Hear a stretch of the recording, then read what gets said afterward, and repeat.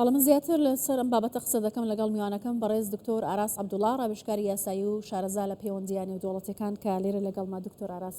زۆر بەخێر بێ. زۆر سپاستان دەکەم. ئەو شەڕی کە لە نێوان ئێران و ئیسرائیل هەڵگرسا چاوەڕوان نەکراو نەبوو لە مێژە هەڕەشە لە یەکتر دەکەن کە وەڵامی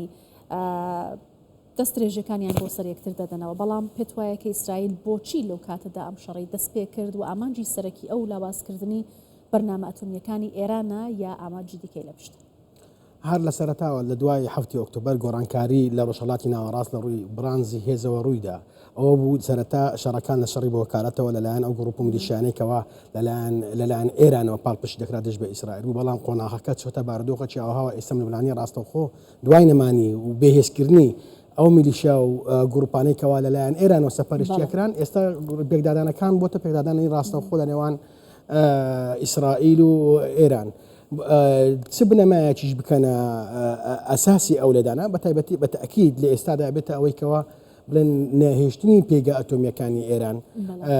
کە بە مەترسی لەسەر ئاسایشی نەتەوەی ئیسرائیل هەژمارەکرێ، چونکە سەرەتا هێرشکردنی ئەو گروپانی کە لەلایەن ئێران پاڵپشتیەکران بۆ ئیسرائیل بە پشتبەستن بە مادەی 51 ئیسرائیل هەڵی خۆستەوە بۆ پاراستنی ئاسایشی نەتەوەی خۆی بۆ پاراستنی وڵات خۆی مادەی 51 کە لە ڕێکەوتنامی نەتەوەی گرتوەکان هاتووە مافعدا بە وڵاتانەیە کە هەر مەترسی لەسەر ئەو وڵاتانە هەبێ دیفاع لە خۆی بکە مادەکە پێ دەڵێن الدیفاع الشەرعی. بۆیە دیتمان کۆمەلگای نێودەوڵەتیش ئەو کاتە کە هێرش کرایە سەر غەزە حەماس، هێرش کرایە سەر باشووری لوبنان، لە هەمان کاتدا ئێستا هەندێک گروپ و میلیشیای ئیسرائیل توانێت بچنە ناو خاکی سووریاش بۆ پاراستنی ئاسایش نەتەوەی خۆی. ئێستا خاڵەکە گەشتوتە خاڵێکی جەوهەری کە ئێران بووە ئەو گروپ و میلیشیایانە شەڕی بە وەکالەتی ئیسرائیل پێکەوتووە، پێویستە ئێستا بازەکەی بدە. ئیسرائیل مەترسی هەیە ئێران لە ئایندەیەکی نزیکدا ببێ بە خاوەن سەرچی ئەتۆمی، چونکە هەمیشە ئەو شیعارانەی کەوا لەلایەن ئێران بەرزەکرێتەوە دژی ئیسرائیل، ئێمە لە ئایندەدا ئیسرائیل ناهێنین، ئێمە لە ئایندەدا نابێکیانی سەهیۆنێت لەو ناوچەیە بمێنێ لە نێوان دوو کەوانەیە کە ئەوە وتەی سەرانی وەرپرسانی وڵاتی ئێرانە ئەو وای کردووەکەەوە ئێستا قۆناغەکە بۆتە گەشتە ئەوەی لە ژێر تایتڵی نەمانی ئەسلحەی نەوەوی ئێرانیان ئەو کارگانێکەوە یۆرانیمی تێدا دەپیکێندرێ ئەبێت ئامانجەکان بپێکرێن و ئێران دابماڵدرێ لە چەکی کۆمەڵکوش. دکتۆر هەر لە یەکەم هێرشدا کە بەڕێبەیانی ڕۆژی هێنی ئەنجام درا ئیسرائیل گەورەترین بەرپرسانی سەربازی و فەرماندە باڵەکانی سوپای پاسدارانی کردە ئامانج لە کاتێکدا کە ئەمە چاوەڕوان نەکراو بوو. دەگوترێت کە ئەمە کلێنێکی گەورەی لە نێو دەسەڵاتی ئێراندا دروست کردووە لەلایەنی ئەمنیەوە بە تایبەتی کە بۆچی ئەم هێرشانە ئەنجام دراوە ئەمان نەیانتوانی بەرگری بکەن. چۆن توانی دەستی بۆ ئاسانی بەو شوێنە ئەمنیانە ڕابگات؟ ئایا لە مێژە ئیسرائیل کار لەسەر بابەتی ئەمنی لە ئێران دەکات؟ زۆر بە زۆری پسپۆران بە تایبەتی ئەوانەیە کەوا شارەزایان هەیە لەسەر سیاسەتی ناوەخۆی ئێران بە تایبەتی ئەو گروپ میلیشیانەی کەوا بوونیان هەیە سەر ناو ئێران، بەرپرسانی ئێران دانیان بەوەدا ناوە کە زۆربەی زۆری ئەو گروپانێکەوە ئەفغانین لە ناو ئێران بوونیان هەیە وەکو گروپی فاتمیون و زەینەب کە کاتی خۆی لە سووریاش بەکاری هێناون. ئیسرائیل توانیویەتی بخەزێتە ناو ئەو گروپانەوە. ئەو گروپانە لە سەرەتای جەنگەکە کاریگەریان هەموو لە ناوەخۆی ئێران بە تیرۆرکردنی هەندێک لە بەرپرسانی ئێران بە هاکردنی با بڵێن سیستەمی بەرگری ئێرانی و لە هەمان کاتیشدا زۆربەی زۆری ئەو سەکوانێکەوە بۆ هەموو شەک هاوێشتن ئامادەکرا بوو لە کار خرابوون. بۆیە ئەوە ئێران توانی لە یەکەم هێرشدا زۆربەی زۆری ئامانجەکانی خۆی بپێکێ لە ڕێگای ئەو گروپانەی کەوا گروپی مۆسادن لە ناو ئیسرائیل بوونیان هەیە جێگای بەرپرسەکان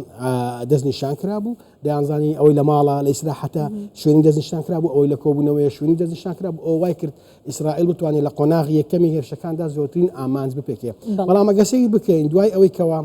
دەستگای ئەمنیەکانی ناوەخۆی ئێرانی کەوتنەوە خۆیان ئێستا ئەو گروپانە کەم بوونەوە، بەشێکیان وا دەگیرێن، بەشێکیان وا دەپێکرێن، دەکوژرێن. سیستەمی بەرگری ئێرانی لە هاکردن ئێستا پارێزراوە، بەرپەرزدانەوەی هەیە، یعنی توانین بڵێن سیستەمی بەرگری ئێرانی کارابێتەوە لەسەر ئاسی ناوەخۆش. دەستگا ئەمنیەکانی ئێرانی خەریکەوە چالاکتر ئەبنەوە، ڕێگە نادەن ئەو گروپانەی کەوا سەر بە مۆساد ناو ئێران بە ئیسراحەتی خۆیان کارەکانیان بکەن. بۆیە دەبینین ئێستا تقریبن ئێرانیش وە هێرشەکە، ئێرانیش وە ئامانج ئەپێکێ، بەڵام تا چەند توانای بەرگریکردن و توانای هێرشکردنی هەیە ئەوە لە چەند ڕۆژی ئایندەدا بۆمان بەدیارەکەەوە چونکە لە هێرشی هەزاری بوو بە هێرشی 1970 و 260 ئێستاوا بۆتە سەر 10 و 15 و 20 ئەوانە. باشە من شەربیست ماماژە بۆ بکەم ئایا هاوسەنگی هێز چۆن دەبینین لە نێوان ئێران و ئیسرائیلدا هەر کامیان ئەڵێن کە بە تایبەتی ئێمە ئاسمانی وڵاتەمان لەژێر کۆنتترۆلی خۆماندایە و ئێران شەوی ڕابردووی بڵێن بەرەبیانی ئەمڕۆ موشکی نوێی لە جۆری فەتاح تاقی کردەوە کە دەڵێت نەوەی نوێی موشکەکانیەتی ئەتوانێت ئامانجی خۆی بپێکێت تا چەند بەرگی ئەم شەڕە دەگرن تاکەی درێژە دەکێشێ هەرچی ئەگەر بێت و باسی ئیسرائیل بکەینە سەرەتادا ئیسرائیل تەنیانی لەو جەنگە بۆ نمونە ئاسمانی سووریا لەلایەن فڕۆکەکانی ئەمریکاوە پارێزراوە لە ئاسمانی ئوردن ئەو مشکانێکەوە بەرەو ئیسرائیلە سرێ دەپێکێنرێت کەوا تاتوانی بڵێن بەریتانیا و فەڕەنسا و ئەمریکا بە شێوەیەک لە شێوەکان بە شێوەی ناڕاستەخۆ هاوکارن لە جەنگی با بڵێن ئاسمانیەوە وەکو دش بە ئێران بۆیە ئەرچی دەبین ئەو شەکانێکەوە لە ئێران ئاراستی ئیسرائیلەکە زۆری لە ئاسمانی ئەو ناوچانەوە ئەتەقێنرێنەوە و ئاماجەکانی خۆیان ناپێکن هەرچی تایبەتە بە ئێران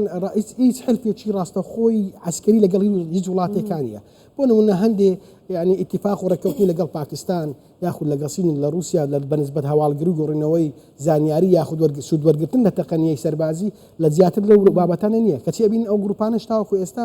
ینی ئەو دەوڵەتانش ببوورە تاوەکو ئێستا بە شێوەی ڕاستەخۆ پاڵپشتیان لە بۆ ئیران دەرنەبرێت بۆچی پاڵپشتی لە ئێران نەکرۆ بە تایبەتی وڵاتانی عربی کە پێشووتر لە بەرەیەکدا خۆیان یەکلایی کردبووە ئێستا بێدەنگن بەرامبەر بە ئەم هێرشانێکی ئیسرائیل دەکاتە سەر ئێران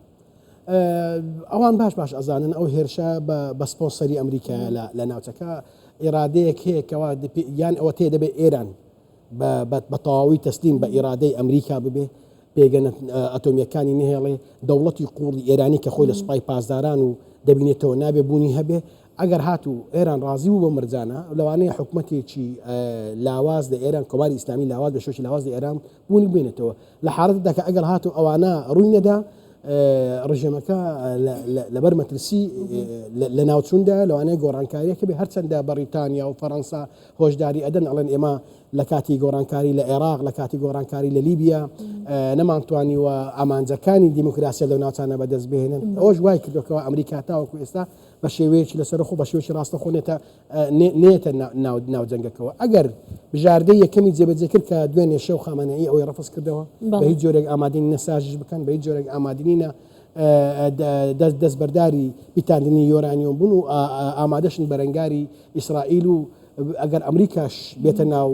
جەنگەکەەوە بە شێوەی ڕاستەخۆ سەرجەم بەرژەوەندەکانی ئەمریکا لە ڕۆژهەڵاتی ناوەڕاست و لە کەنداویش دەکەوێتە بەرمەترسیەوە وڵاتانی کەندا بۆ بەشداری ناکەن ئەوان لە بارودۆخ و استراتیجەکەی ئەو جەنگە تێگەیشتون تەنیا لە ئیدانەکردن زیاتر ناتوانن باشەگەر لە کۆتایشتە بە کورتی لێت بپرسم پێت وایە ئەمریکا ڕاستەخۆ بێتە ناو شەڕەکەەوە بەشداری ئەم ئاڵۆزیانە بکات هەندێک پێگەی ئەتۆم هەیە لە ئێران تەنیا لەلایەن ئەمریکاوە ئەتوانرێت لە ناو بدرێت لە کۆتاییەکان ئەگەر ئەو جەنگە درێژە بکێشە ئیسرائیل ناتوانێت لای بکاتەوە بێگومان ویلایەتە یەکگرتوەکانی ئەمریکا داخلی ئەو جەنگە دەبێت ئەگەر هاتوو ئێران سازش نەکە زۆر باشە سپاس دەکەم دکتۆر ئاراس عەبدوڵڵا ڕاوێژکاری یاسایی و شارەزا لە پەیوەندی نێودەوڵەتیەکان زۆر سپاس. زۆر سپاس.